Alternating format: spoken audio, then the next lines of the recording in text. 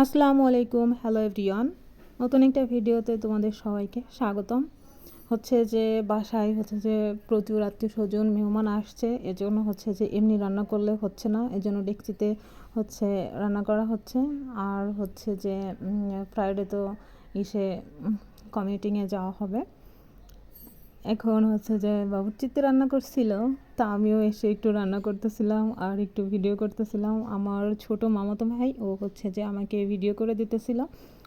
ও তো বুঝে না যে কীভাবে ভিডিও করতে হয়, তারপরেও আমার বলছে আপু তোমাকে আমি ভিডিও করে দিব। আমি বলছি আচ্ছা ঠিক আছে, চল তাহলে একটু ভিডিও করে নিয়ে আসি। ঠিক আছে, এটা হচ্ছে যে গায়ে হলুদের দিনে সবাই অনেক মানুষ ছিল, তো এজন্য আর ইসে রান্না করা হয় নাই, নিজেরা আর কষ্ট করে রান্না করা হয়নি। বাবুর্চি এসে বাসায় এসে হচ্ছে রান্না করছিল মাটির চুলায়। মাটির চুলা বলতে কি, ইট দিয়ে হচ্ছে যে কাঠ দিয়ে রান্না করছে, ইট পাতায়া এভাবে রান্না করা হয়েছে। তো এদিকে হচ্ছে যে ওদের সঙ্গে আমিও একটু হেল্প করতেছিলাম।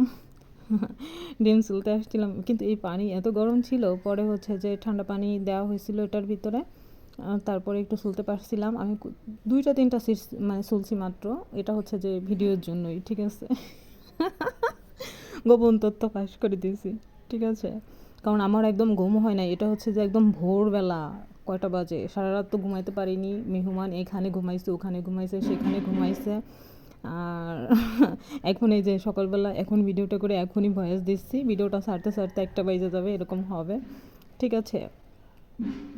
তো একটা ডিম চুলা হয়ে গেছে। আমার মতো বলতেছিল যে আপু তুমি একটা খাই নাও ডিম। না, যে এখান থেকে খাবো না এখন। বলতেছে না তুমি তো ডিম একসঙ্গে 3-4টা খেতে পারো। তো আমি হচ্ছে ডিম হচ্ছে যে একসঙ্গে 3-4টা খাইতে পারি, কিন্তু এখন আমি খাবো না। কারণ হচ্ছে যে ভোরবেলা উঠে আমি কিছুই খাই না, আর এই টাইমে হচ্ছে যে আমি ঘুমে থাকি, ঠিক আছে। ঘুম দেখো আমার চোখ মুখে কী একটা অবস্থা, যে মানে কি বলবো, দুর্বিশ্ব হয়ে গেছে, মানে সিডর যুদ্ধ বিধ্বস্ত পরে যেরকম থাকে না ওরকম। তো এদিকে হচ্ছে যে মাংস ধোয়ার জন্য অলরেডি কয়েক ধোয়া দিয়েছি, তো হচ্ছে ভিডিও করতে মনে নাই। পরে মামাতো ভাই বলতেছে আপু ভিডিও করবো না মাংস ধোয়ার? আমি হ্যাঁ ভিডিও করবো। পরে আমি বলতেছিলাম যে এই মাংসর পিস হচ্ছে যে তুমি খাবা। ও বলতেছে যে না আমি তো এত খাইতে পারি না। আমি বললাম যে না এটা খাইলে অনেক ভাল লাগবে।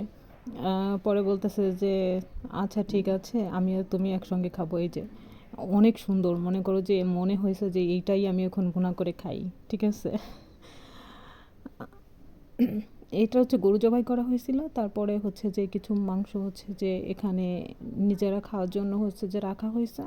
আর সবগুলো তো কমিটিংয়ের ওখানেই রান্না করা হচ্ছে, এই জন্য হচ্ছে যে এখানে এই দেখো এইটা খাইতে যে কত সুন্দর অনেক মজা লাগবে, ঠিক আছে। এটা হচ্ছে যে কেমন ওই যে আছে না, গরুর পায়া না, মানে যাই হোক ওই হাড্ডির ভিতরে যে ক্যালোরিটা থাকে ওইটা খাইতে অনেক ভাল লাগে, বুঝতে পারছো। আমার তো অনেক ভাল লাগে।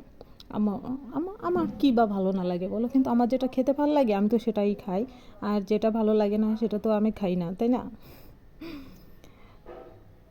তো হচ্ছে যে আমার হাতে এখন হয়ে গেছে, একদম তেল মাইখে অবস্থাটা একদম বিধ্বস্ত হয়ে গেছে। তো ওটা ধোয়া হয়ে গেছে, এখন পানি থেকে ওটা তুলে নিয়েই রান্না করা হবে। আর এখন হচ্ছে যে আমি মকটক কোনো কিছু পাচ্ছি না, পাতিল পাইছি, পাতিলের দিয়ে হচ্ছে যে হাত ধুতেছিলাম। রুমে যেয়ে হচ্ছে যে হ্যান্ড ওয়াশ দিয়ে হাত ধুবো। তো টাটা।